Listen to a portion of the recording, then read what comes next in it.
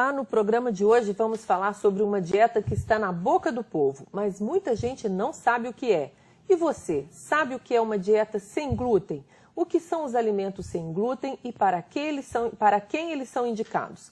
Na Universidade Federal de Viçosa, estes alimentos já são estudados há muito tempo, porque uma dieta sem glúten é a única forma de combater uma doença grave e pouco conhecida, a doença celíaca. E para falar sobre ela, vamos pensar também sobre um órgão do corpo humano muito importante, os intestinos. Se você tem problemas intestinais, fique atento, porque o Viva Saúde está começando e a nossa convidada de hoje é a nutricionista e professora do curso de nutrição da UFV, Ana Vládia Bandeira. Ana Vládia, muito bem-vinda ao programa. Vamos começar dizendo o que é a doença celíaca. Ok. A doença celíaca é uma doença de base imunológica, né? Ela ativa nosso sistema de defesa e acaba levando o organismo da pessoa a ter uma série de sinais e sintomas que hoje vai muito além do intestino, que às vezes, antigamente, há uns 50 anos atrás, achava-se que o doente celíaco só tinha problemas com diarreia, baixo peso, e hoje o cenário ampliou por conhecer que é uma doença que ativa, né, o sistema imune. E essa doença ela é conceituada por uma intolerância ao glúten, né, que é uma proteína que, na verdade, a malha proteica muito coesa, de duas prolaminas, no caso a gliadina e a glutenina, que desencadeia essa reação, né, no sistema imune e trazendo aí muitos problemas ao indivíduo, que é geneticamente. Então, a doença de base genética, você tem que ter o gene para a doença. Mas ela é genética, mas ela é hereditária, não? Então, sim, a partir do momento que você tem o gene da doença, alguém na sua família, precedente a você, pais ou avós, tem o gene da doença. Então, ela é passada de geração para geração. É possível você ser um doente celíaco e não saber disso? Sim, é possível.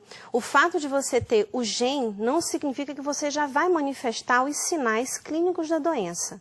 Para que essa doença ela aconteça, ela é uma pirâmide. Você tem que ter a genética, você tem que ter o contato ambiental com o, digamos assim, o alérgeno, no caso a proteína, o glúten, e você tem que ter as questões relacionadas a uma baixa do seu sistema imunológico. Você tem que estar com o sistema imune muito baixo, para desencadear os principais sinais e sintomas, né, da doença, que é uma desordem intestinal, ou para o intestino mais solto, um caso de diarreia, de repetição, ou a constipação, que tem sido muito comum no ambulatório. Então, o intestino muito solto ou muito preso é sintoma de doença celíaca? São um dos sinais, né, que a gente chega no consultório com essa desordem associada ao diagnóstico clínico, que é feito por um médico, um gastroenterologista, que ele vai fazer uma triagem no seu consultório.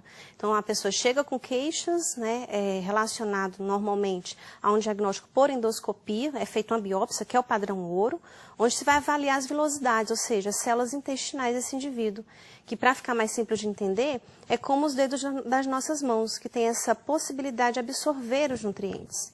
O indivíduo com doença celíaca, dependendo do nível, da gravidade, que pode ser em 4 níveis, ele pode estar com essas velocidades totalmente atrofiadas. Aí tem problemas sérios de absorção, consequentemente aí pode vir uma perda de peso, problemas relacionados à memória, a pessoa fica com fragilidades nesse sentido, porque não vai estar absorvendo bem os nutrientes importantes para isso, o metabolismo não vai funcionar bem, então então acaba mexendo com o corpo como um todo. Se a gente for pensar que o intestino é aquele órgão que vai selecionar tudo que você vai ingerir, um medicamento, uma água, o seu alimento, ele vai ter uma capacidade de digerir, absorver e direcionar para todas as células do seu corpo. Se tiver alguma coisa acontecendo de errado com ele, o seu corpo vai manifestar, ele vai sentir.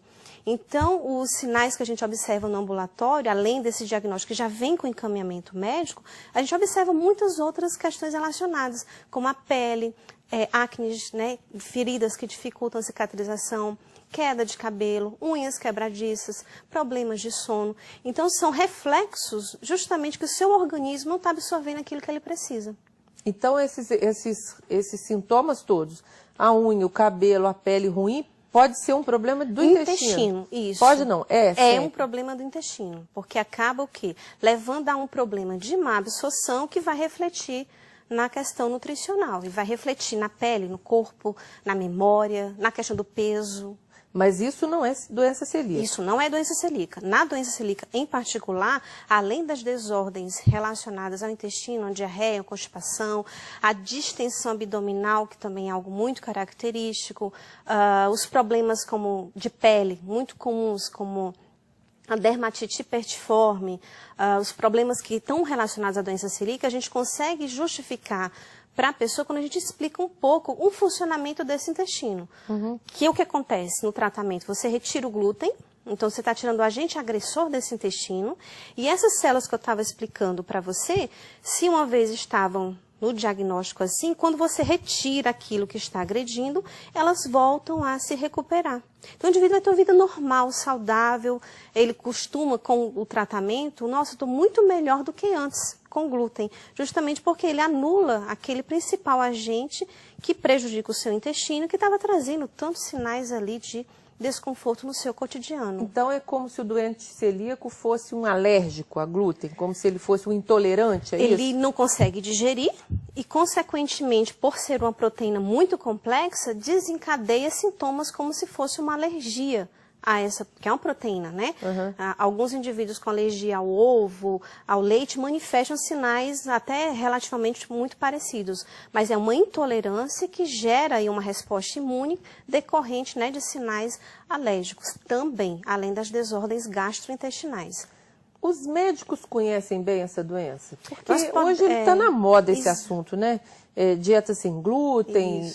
Os médicos sabem, você disse que há 50 anos. Essa é uma doença nova ou é uma doença desconhecida? Não, ela não é uma doença nova. Ela é uma doença que na década pós-Segunda Guerra, né, foi retirado o trigo, na verdade, por uma situação ali decorrente por não ter acesso. E o que observou? Que as crianças que naquela fase não estavam tendo contato com o trigo é um dos alimentos fontes de glúten, um dos principais.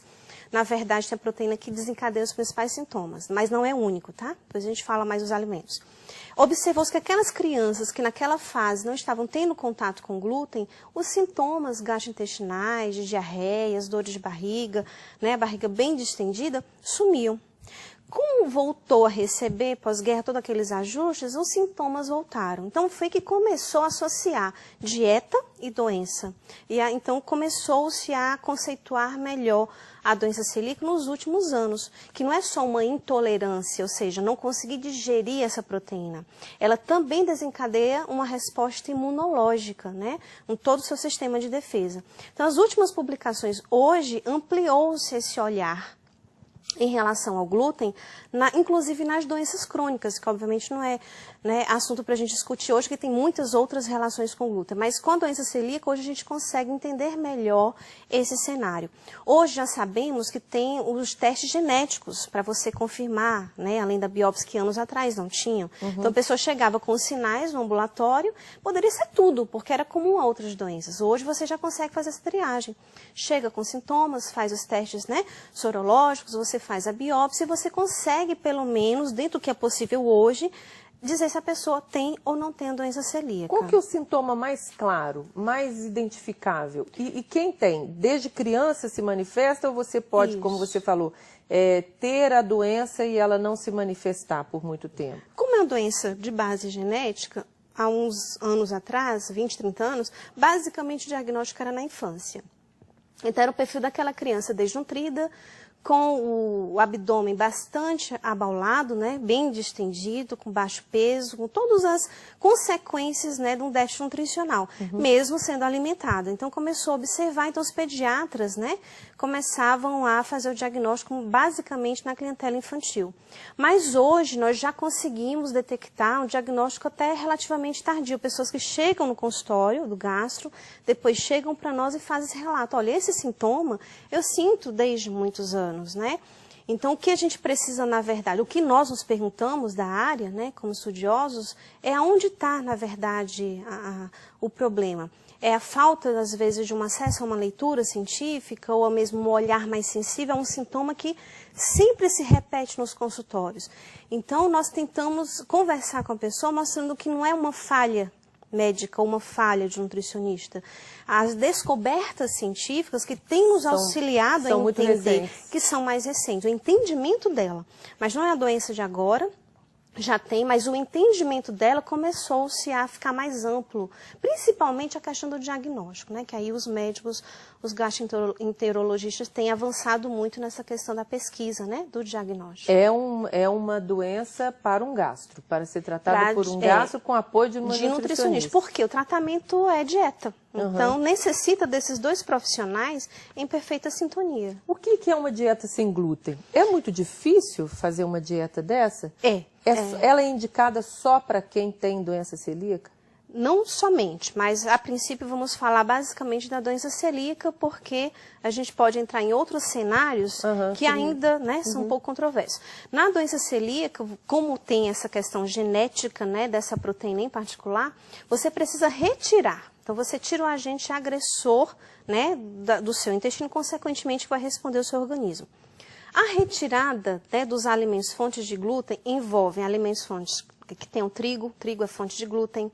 Tipo pão, tipo macarrão, tipo bolo, biscoitos, biscoito, sorvetes, exato. Tem vários produtos industrializados que usam como espessantes o trigo. Então, acaba, na verdade, você entende que o pão tem trigo, tem glúten. Mas você pensa que um sorvete tem? Então, algumas formulações acabam usando como espessantes algumas substâncias que têm glúten. Medicamentos, cosméticos. Então, o indivíduo ele também pode manifestar uma reação, porque como tem essa base imunológica, até com os cosméticos que usam trigo na fórmula.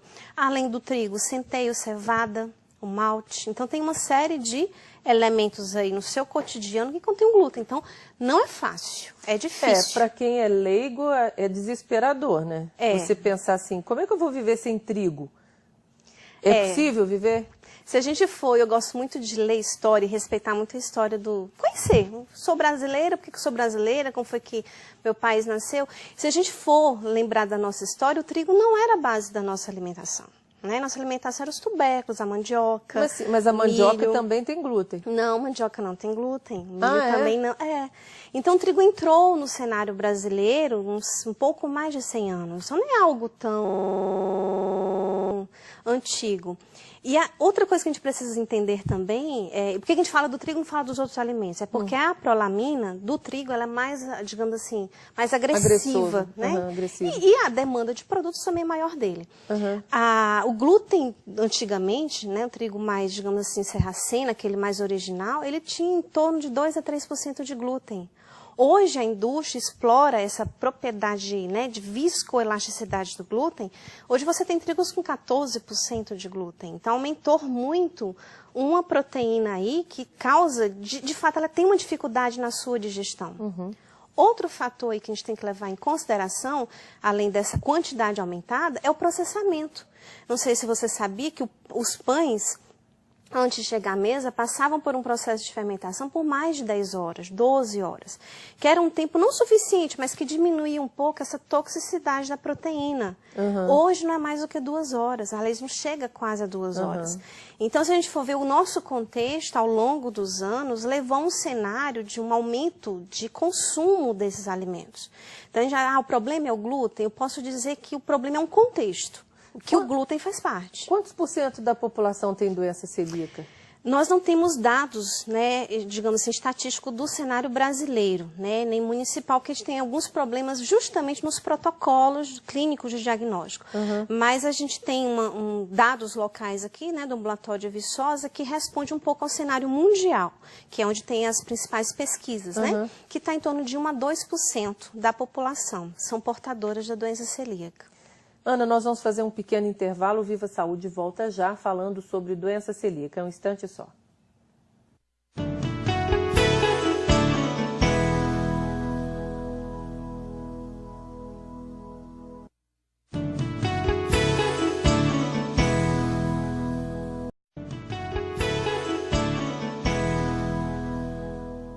Estamos de volta com o programa Viva Saúde, hoje conversando com a nutricionista e professora do Departamento de Nutrição e Saúde da UFV, Ana Vládia Bandeira. Estamos falando hoje sobre a dieta sem glúten e a doença celíaca.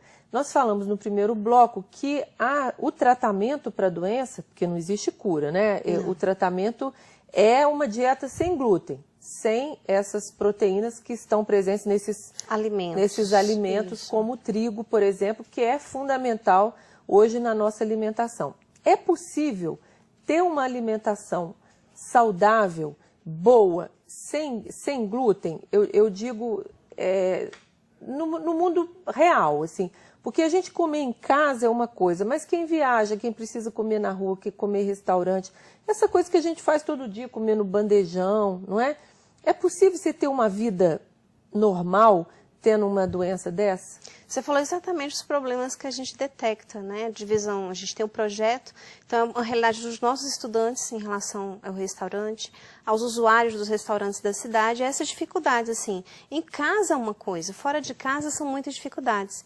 E a preocupação é justamente essa pessoa não se exclua da sociedade. E aí onde vai os seus rodízios de pizza? O que ele vai fazer com a cerveja que não vai tomar mais? Então, como a gente começou a falar que a dieta basicamente consiste na retirada do glúten, e eu falo que não é o maior problema, não é tão difícil a retirada do glúten. Por quê? Porque nós temos outras farinhas isentas desse componente. Tem o amido de milho, temos a farinha de arroz, a farinha de milho. Então, nós já temos estratégias que são passíveis de você ter o pão, ter o biscoito, ter a broa, tem vários alimentos, farinhas que substituem, dá. Tem a mesma característica com o trigo? Não, porque essa viscoelasticidade você não encontra no mesmo poder em outros alimentos. Tanto é verdade que a própria indústria avançou aí aumentando o glúten no próprio trigo, como eu já mencionei. Mas, por exemplo, arroz tem glúten? Não, arroz não tem glúten. Então, quem tem doença celíaca pode comer arroz? Pode comer o arroz e a farinha, os seus subprodutos, que é o que a gente utiliza para produzir os pães, né? Nas pesquisas a gente trabalha com isso. Então, não é preciso ter uma dieta, nem é possível, uma dieta sem carboidrato? Não, nem pode, né? A gente precisa, a base, né, da nossa alimentação são alimentos fonte de energia e é entre os carboidratos. Você precisa substituir com opções sem glúten, isentas de, que aí você vai buscar no arroz, você vai buscar no milho, você vai buscar na quinoa, no psyllium. E falando nesses últimos, né, a gente trabalha também buscando, que você perguntou, e a saúde como é que fica? Porque onde é que ficam os alimentos integrais? Nesse caso, eles também têm glúten, então pão integral, tá? Que está associado aí com a importância da fibra. Como é que fica a fibra nesse paciente? Esse é o problema que a gente encontra, porque é fácil encontrar um produto sem glúten, eu digo fácil aqui no contexto que a gente vive, né? Mas antigamente não era tão fácil. Então, você tem opções, mas são produtos mais calóricos, porque tira o trigo, compensa colocando gordura, açúcar. Então, qual a estratégia? Qual a preocupação, além de no olhar nutricionista, mas também como pesquisadora? É você colocar nesses produtos fibra, vitaminas, minerais, componentes que com a retirada dos integrais, fontes de glúten, você acaba não tendo. Então, a gente busca em cereais hoje, que tem sido pesquisado bastante, que a população nem toda conhece, como o psyllium, como a quinoa, né, trabalhando a linhaça de forma correta, né, entre outros elementos, para trabalhar essa presença aí da fibra, que é importante para recuperar esse intestino. Então, tirei o que está agredindo, né, que é o tratamento que eu falei. Mas eu preciso reparar. E como é que eu reparo? Colocando substâncias anti-inflamatórias, colocando prebióticos, que são as fibras, o amido resistente da banana verde, colocando probióticos, que são substâncias aí que são oriundas de processo de fermentação, né, os iogurtes, quando pode, porque às vezes no primeiro tratamento, no primeiro momento, como a velocidade está atrofiada, ele também não dá conta de digerir bem o açúcar e normalmente o leite e seus derivados por conta da lactose. Mas isso normalmente é transitório. Então a gente tem necessidade de trabalhar outras fontes de probióticos que não tenham essa questão da lactose. Então a gente trabalha o kefir, ou mesmo alguns suplementos e fórmulas que contemplem, né, essa pirâmide também nutricional de tratamento, né? Ô, Ana, você disse que apenas 1 a 2% da população tem doença celíaca. É um número bem pequeno. Mas hoje está tão na moda falar sobre dieta sem glúten. Tem pessoas que não têm doença celíaca, mas têm intolerância ao glúten? Estamos falando, na verdade, dos indivíduos sensíveis ao glúten, que aí esse percentual pode chegar a 10% da população. É aquele indivíduo que consome o alimento fonte, tanto ele conscientemente sabe, poxa, comi pizza, não devia comer porque eu fico assim. Ah, comi o pão, poxa, comi, mas sabendo que isso me faz mal. E tem aquelas pessoas que comem, mas não fazem a associação. E eles não são culpados disso. Por quê? Essa reação do sensível ao glúten pode ser imediata, comer e se sentir mal, que aí é mais fácil, mais cômodo. Pode ser de 12 horas, de um dia, 2 dias, de semanas até meses. Como você vai associar um sinal que você está sentindo agora e associar o que você comeu antes? Um dia. E esses indivíduos que são portadores da sensibilidade, que é bastante complexo e merece, né, uma discussão à parte, ele envolve outras situações. Então, você já vê publicações, né, até trouxe para você, com esquizofrenia, com problemas relacionados à tireoide, com mulheres com aborto de repetição. Então, o cenário aí é muito maior. Por quê? E que nunca tiveram, manifestaram não, como e geneticamente você vê, o gastro ele faz toda a triagem. Chegou pra gente, olha, ele veio, né, o médico investigou, falou, não tem uma doença celíaca, mas ele detectou problemas relacionados ao glúten e preciso de ajuda, e por isso que encaminhou para você. Aí eu vou explicar, ele te falou por isso, que é assim que acontece, nesses seus sinais e sintomas está relacionado a isso, a gente aplica um questionário para saber com que pessoa a gente está trabalhando, para explicar para ele o que está acontecendo com o corpo dele, para que essa dieta tenha lógica, porque não é fácil tirar o glúten, não se deve tirar o glúten sem fazer esse diagnóstico correto. E se por acaso não tem doença celíaca, ele manifesta, aí coerentemente, com muita ética, com muita prudência, aí você vai conduzir no tempo da pessoa como que ela vai conduzir essa dieta. Mas isso que você está dizendo, que Alzheimer, a esquizofrenia, a falta de memória, não significa que tratar com uma doença sem glúten resolve. Não. Nem que todos os casos estão ligados a uma dieta com glúten. Não, de forma alguma. Mas pode existir uma ligação. Pode existir uma ligação e é apenas a equipe envolvida no assunto é que tem aí um pouco de habilidade para fazer essa triagem, né? E obviamente são pessoas que chegam, que já passaram aí por um cenário de diagnósticos ainda inconclusivos. Então merece uma equipe maior para discutir cada caso um caso. E é um recurso a mais, né? Ninguém nunca pensa em ligar problemas mentais a intestino. Enxaqueca, quando a gente pergunta assim, você faz cocô todos os dias? Não é uma pergunta íntima, a gente faz. Mostra o significado da consistência, da aparência, do número de frequências com o intestino, consequentemente, por que aquele sintoma no fígado, da dor de cabeça, está acontecendo com ele? Aí eles fazem, tá, entendi. Começando a entender como o corpo dele funciona. E como eu estava te falando do glúten, os pesquisadores na área avançaram muito em entender esse mecanismo intestinal. Entre uma célula intestinal e outra, né, que são várias, tem zonas. E o glúten, além das bactérias, um crescimento anormal, né, aí uma proliferação, são os únicos componentes capazes de agredir essa barreira de permeabilidade. Então, nesse outro cenário que você falou, estamos falando de síndrome da permeabilidade intestinal, que está presente em várias doenças crônicas não transmissíveis, que aí a gente vai não só relacionar o glúten, mas outros componentes na rotina desse indivíduo. Por exemplo, na enxaqueca. Por exemplo, na enxaqueca. Ana, fazer cocô todo dia é fundamental. É fundamental, não te pertence mais. Não existe aquela possibilidade de vou ao banheiro de 2 em 2, 3 em 3 e já me acostumei. Isso não. Isso não é normal. O seu organismo, ele trabalha, ele é um reloginho biológico. Você come e em alguma hora você vai ter que eliminar. De preferência no horário certo, numa consistência 4, né? Que obviamente quem está me ouvindo, algumas pessoas sabem o que significa o 4, né? Que é uma escalinha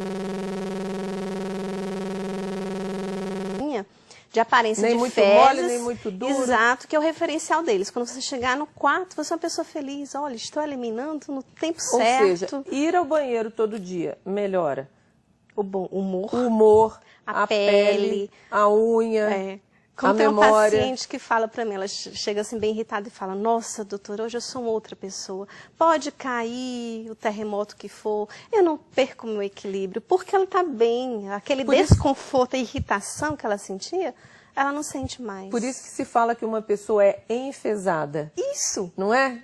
Ela está cheia de fezes. Tem os antigos... Nervosa, brava, é isso mesmo. Isso, tem uma relação íntima. Os antigos filósofos, né, os estudiosos, que na verdade tudo nasceu deles, os pensadores, eles achavam que o centro das emoções era no intestino. Eu acho que eles não estavam enganados. A relação é muito íntima. Já parou para pensar? O intestino preso, a gente fica irritada. Fica. Essa situação que nós estamos vivendo agora não deixa de ser uma emoção forte. Quem que sente primeiro desconforto? É o seu intestino. Ou solta mais, ou dá aquele desconforto, aquela dor de barriga, quando você está com emoções à flor da pele, nervoso, ansioso, vou dar uma palestra, vou fazer uma prova amanhã, primeiro sinal que você sente ali uma dor de barriga básica, né? Há uma conexão muito íntima com o seu sistema nervoso central e intestino. E para ter um intestino saudável e emoções controladas, tem que ser pela alimentação. Não tem outra solução. Não tem outro contexto. Se a gente for entender aquela questão da idade que você perguntou, em que idade pode acontecer a doença? A gente fala em qualquer idade. Você pode ter a genética, mas pode manifestar. E lembra da pirâmide? Você tem que ter a genética, você precisa ter a base, né, relacionada aos sinais, sintomas de contato com glúten imunológica. E o que faz essa imunologia estar mais frágil, né, mais delicada? É justamente o aumento do consumo que você vai ofertar coisas além do que o seu intestino dá conta. Isso é uma proteína pesada, pegando como exemplo um chumbinho e seu intestino na peneira. Um chumbinho não vai agredir, né? Você vai dar conta de trabalhar. Agora imaginem 10, chega uma hora que essa peneira fura. Então essa relação que a gente precisa entender, não só com glúten, mas com outros alimentos que eu exagero. Isso vale para o açúcar, isso vale para o sal, isso vale para os alimentos refinados. Então se a gente costuma entender que tudo pode, com moderação, a gente consegue ter essa coerência na rotina, a vida fica mais fácil. Ana, o nosso tempo está chegando ao final. Uma nutricionista, um nutricionista, né? É um profissional fundamental na qualidade de vida, assim. Todo mundo deveria procurar não só para quem quer emagrecer ou quer engordar, mas para ter uma alimentação saudável? Com certeza. Infelizmente as pessoas, quer dizer, felizmente o cenário mudou muito, procura quando já estão com problema. Mas se nos procurassem antes, a gente já conseguia ajudar a construir essa qualidade de vida. Na prevenção, a nutrição ela é muito mais efetiva na prevenção do que no tratamento. Não que não funcione, mas o tratamento ele depende de outras variáveis, medicamentos, de outras ações. Então ela por si só, se você tem uma conduta de vida com alimentação bacana, você vai ter uma vida aí bem mais regular, né? Bem mais feliz. Eu queria que você falasse rapidamente sobre o Procelíaco, que é esse programa que vocês têm aqui na Divisão de Saúde da UFV, para quem tem a doença. Exato, é o Procelíaco, ele atende as demandas socionutricionais dos portadores da doença celíaca e de indivíduos portadores aí de um certo grau de sensibilidade devidamente, né, encaminhado por um profissional gastroenterologista. Então, quem tem esses sintomas pode procurar lá a Divisão de Saúde, que vai ser atendido com uma especialidade maior nessa questão do glúten? Isso, desde que sejam funcionários, estudantes, né, professores da universidade, ou que venham com encaminhamento de um gastro, que normalmente já vem com diagnóstico.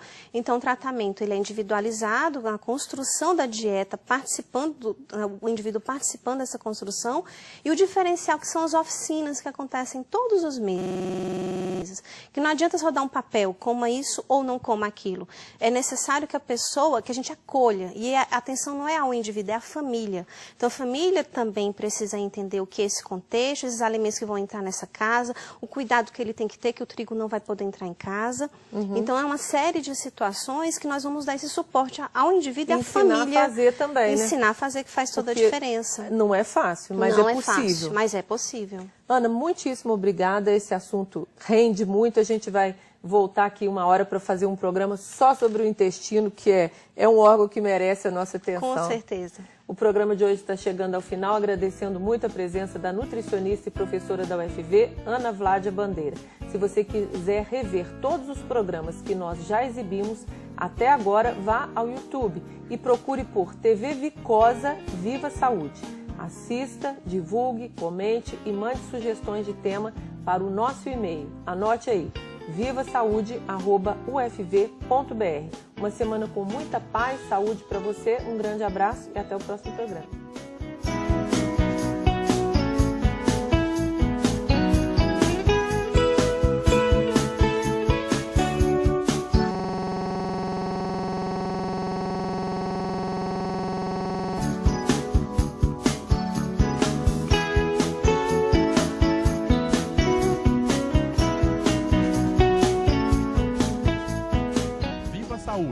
Apoio Cultural, Agros, Instituto UFV de Seguridade Social.